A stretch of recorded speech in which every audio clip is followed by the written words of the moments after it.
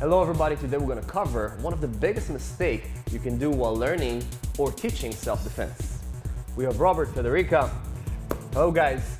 Now, what we're going to do today is try to analyze and see what is one of the biggest mistakes I really see out there while people learning or actually teaching self-defense. I see a lot of moves out there on the internet, YouTube, all around. And there is one mistake that I see people repeating over and over again, right? For example, Robert, you have a knife. For example, let's take something called a knife threat. Okay, Robert, please come here and put your knife on my neck. Yeah. So something I see a lot is people are doing a defense against a knife threat with the one hand redirecting, the other hand attacking. Boom, boom. Okay, Federica, you have any ideas? What is going on here? Why I think this is such a big mistake? Because if you look at it, right, if I do it, oh, aggressive, boom, I get it close to my body, right? I strike right away. I'm doing a redirection and a strike at once. Why do you think it wouldn't work? Because he's gonna pull back his hand actually. Beautiful. So you're learning correct, and you're saying exactly correct that even though if I'm redirecting, even though I'm striking, even though I'm punching to a weak spot, even though I'm giving a knee, right?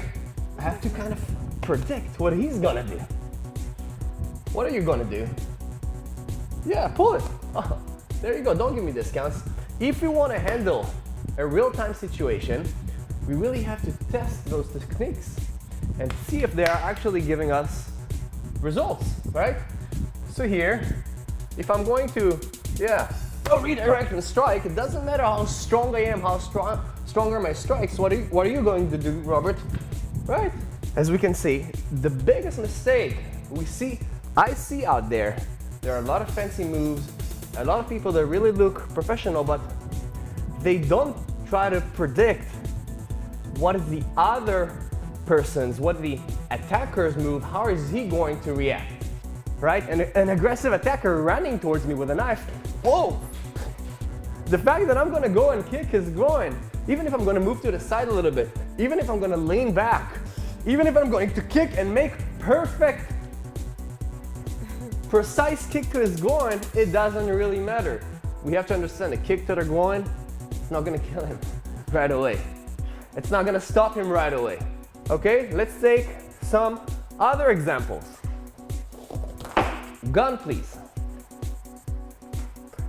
What I see a lot is just simply doing a defense with one hand and attack with the other and then going disarm the gun. You're gonna go with one hand. First of all, he's holding a gun. Do you think you have the confidence to go with one hand? No.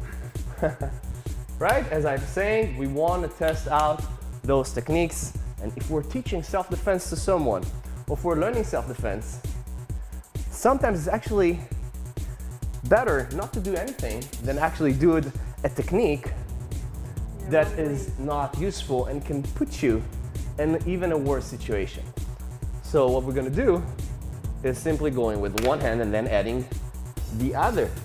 So even if let's say I missed the grab, but the other hand is catching. So first of all, it's more accurate. One, if he is pulling the gun, look how beautiful. He's pulling me because one hand is holding the back of the gun. But here, for example, as I was saying, if he's gonna pull the gun, it doesn't really matter. Boom, he's pulling me because I'm connected to the danger. I'm connected to the weapon. Same with a knife threat. Pull the knife, pull the knife. I'm connected to the knife because I'm putting in kind of a lock, going with those knees, continuing with something else in order to disarm the knife.